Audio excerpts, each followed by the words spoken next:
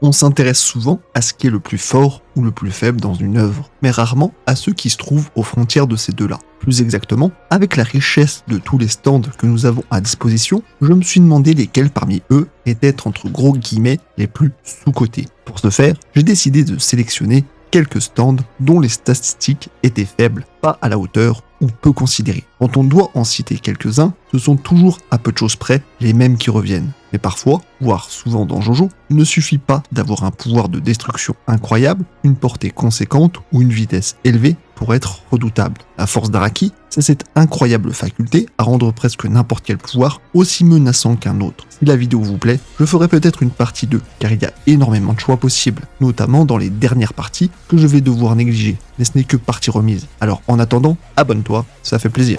お前が向かうべき二つの道を。一つは生きて選ばれる者への道。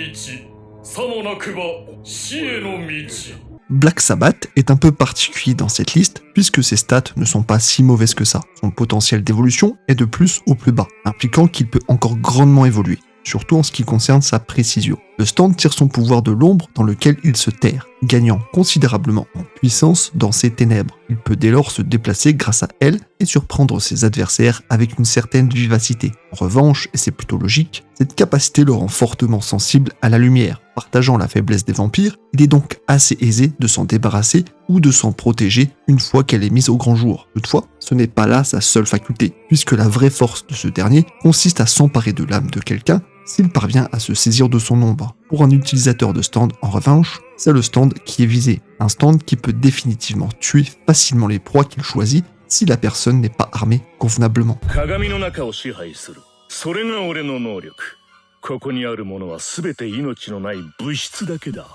生きてるのはお前と俺だけ。 Dès que je pense à des miroirs, je pense à un homme merveilleux de l'univers du manga. Et pour ne pas changer, ce genre de pouvoir est très délicat à partir du moment où l'adversaire n'a aucune connaissance de ce qu'il engendre et de ses potentielles faiblesses. Grâce à lui, Illuso, qui porte son nom à merveille, peut entrer dans un monde miroir. Le réel danger, à Man in the Mirror, cependant, est celui de pouvoir faire entrer n'importe qui d'autre à l'intérieur de ce monde, et ce, à partir de n'importe quelle surface réfléchissante. Il choisit ainsi ses cibles et les fait entrer tour à tour dans son monde pour séparer les groupes et mettre davantage de pression sur les autres. Le vice de ce pouvoir, c'est qu'on aurait tendance à penser qu'il suffit de détruire toute surface réfléchissante pour bloquer la possibilité de l'utiliser en tant que portail. Mais c'est tout le contraire qui se produit puisque cela ne fait que les multiplier davantage. Deuxième vice, c'est que seuls ceux qui sont attirés à l'intérieur du miroir peuvent voir et comprendre ce qui est en train de se passer, les autres n'ayant aucun moyen de le percevoir. Et puisqu'il choisit consciemment ceux qui ont le droit d'entrer ou non, cela signifie qu'il peut interdire au stand d'y pénétrer, rendant l'utilisateur on ne peut plus vulnérable face à Illuso. De ce fait, combattre seul un tel stand est presque impossible, d'autant plus que c'est déjà très compliqué en groupe, à moins de tomber sur un homme aussi intelligent que Giorno.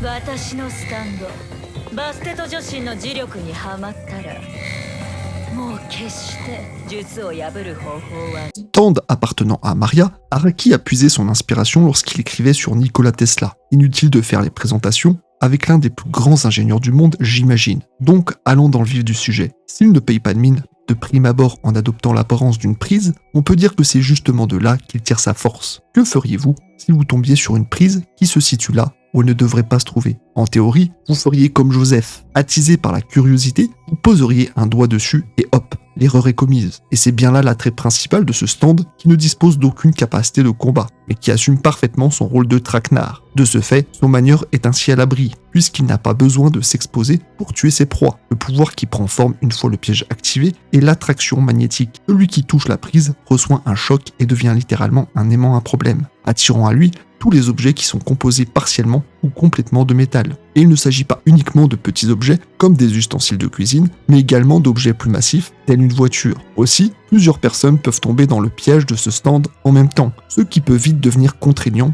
puisque ceux qui seront touchés s'attireront mutuellement de la même manière. C'est de cette façon qu'on a eu le droit à plusieurs scènes parmi les plus hilarantes de la série. On se rappellera à jamais de celles où Joseph et Abdul sont impliqués. C'est ça Jojo, et c'est ça qu'on aime. そして恐怖のサインを見つけた時我がエニグマは絶対無敵 Inspiré des travaux de MC Escher pour conceptualiser l'effet de l'activation de ce stand, Araki sait où piocher pour rendre un pouvoir très graphique. À l'instar de tous les autres stands présentés ici, Enigma n'a pas de très bonnes stats. Il est faible dans tous les domaines, à l'exception de la durabilité. Et comme la plupart de ses confrères, il n'est pas non plus très adapté pour les combats directs. En revanche, sa faculté à sceller les personnes ou les objets à l'intérieur de papier procure énormément d'intérêt pour son utilisateur qui a seulement besoin de toucher sa cible pour la changer en un morceau de papier. D'ailleurs, Terunosuke, son manieur, peut lui aussi prendre cette forme avantageuse. Pour les objets, c'est notamment très pratique pour appeler n'importe quelle arme ou véhicule à lui, comme il l'a démontré avec un taxi livré avec son chauffeur, très utile en milieu rural à ne pas négliger. D'ailleurs, il n'est pas limité aux choses tangibles, puisque même le feu peut être capturé pour être relâché plus tard. Pour les personnes en revanche, il doit comprendre les signaux de leur peur pour être apte à les enfermer dans cette prison de feuilles. De plus, si le papier est gardé intact, tout ira pour le mieux. Mais s'il est endommagé, alors l'objet ou la personne gardée à l'intérieur subiront des dommages équivalents. C'est plutôt très pratique, il faut le reconnaître.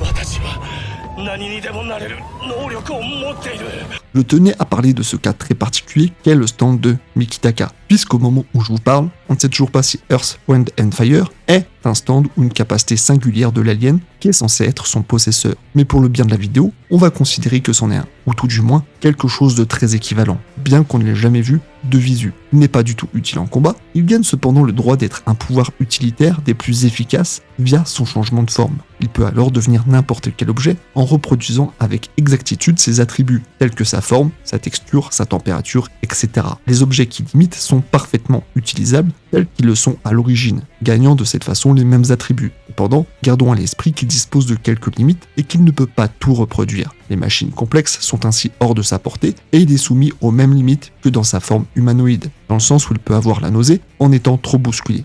Finalement, les seules limites de ce pseudo-stand sont intimement liées à celles de Mikitaka, qui a trop peu de culture et de connaissances du monde humain pour s'approprier pleinement ce pouvoir. Mais il a conçu de magnifiques chaussures à Josuke, et rien que pour ça, c'est génial.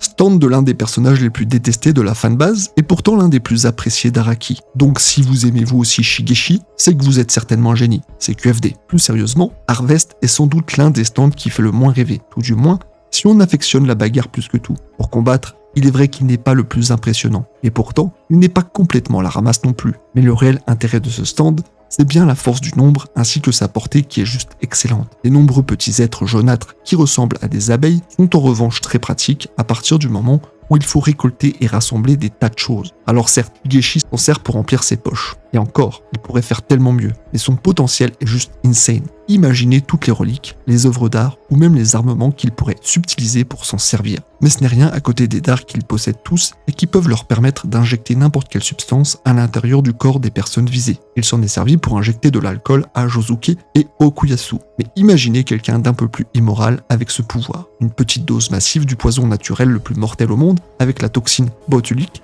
et c'est plié, fin du game.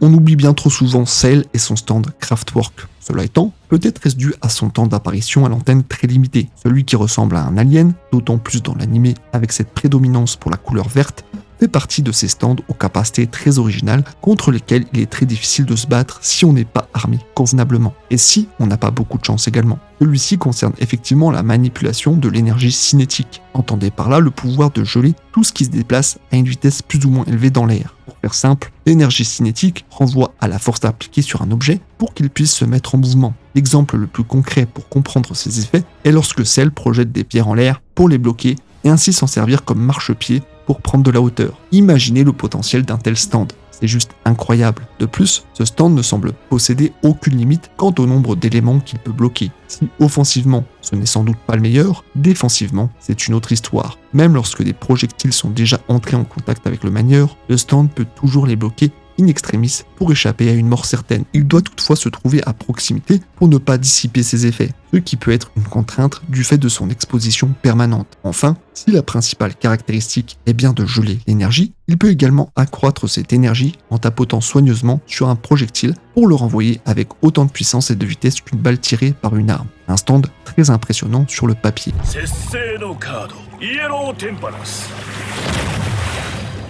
これが俺の本体のハンサム顔だ。 Un bon résumé de ce qu'il en est du côté de ce stand que j'affectionne particulièrement et qui est pour moi le plus sous-estimé dans ce qu'il est capable d'apporter à son manieur. Pourtant, comme on peut le voir au niveau de ses stats, ce n'est pas fameux, voire relativement faible. Sa seule force semblant prendre forme au niveau de son endurance. Oui, mais ce sont toujours les capacités d'un stand qui font toute la différence. Son pouvoir agit donc sur l'assimilation de matière organique pour gagner en puissance. Un stand digne des plus grands films d'horreur qui se sert donc de quelqu'un pour le recouvrir progressivement de sa matière jaunâtre jusqu'à le tuer.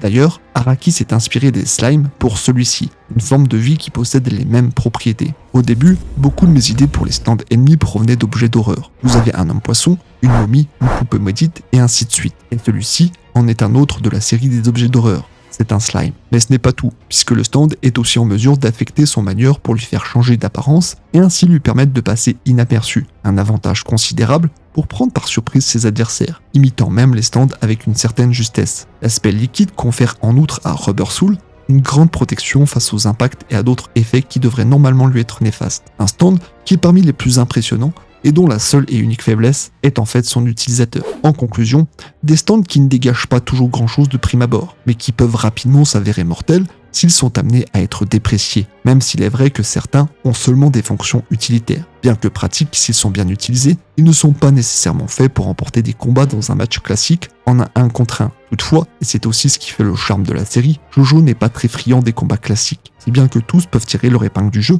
grâce à l'esprit brillant d'Araki qui arrive systématiquement à se renouveler avec des capacités passionnantes qui mettent l'accent sur une intense réflexion de leur utilisateur. Et puis, à de rares occasions, on obtient des stands puissants mais très mal exploités. Quoi qu'il en soit, vive Jojo's Bizarre Adventure pour toute cette diversité, vive les animaux avec des stands parce qu'ils sont juste géniaux, et vive Shigeshi car c'est quand même un bon bougre, mine de rien.